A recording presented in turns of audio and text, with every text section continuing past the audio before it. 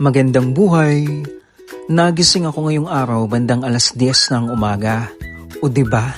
Sarap ng buhay nung walang trabaho. Pero sa totoo lang, hindi para sa mahihina ang loob ang pagiging OFW.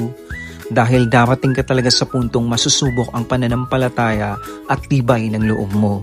At ngayong Miyerkules, araw ng laban ko sa paglalaba. Kailangan ko talagang maglaba dahil kapag hindi ko nagawa ngayon, nako, tambak na naman pagdating ng Linggo. Ganito talaga ang buhay sa paupahang tirahan na may kahati dito sa UAE. May nakatakdang araw ang bawat isa sa paglalaba. Kapag hindi mo araw, maghihintay ka talaga. Pero habang naglalaba ako, napabalik tanaw ako nung high school. Naalala ko nung kami pa ang nagkukusot gamit ang kamay.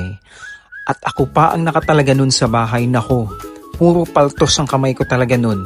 Ikaw ba namang bareta pa ang gamit nyo?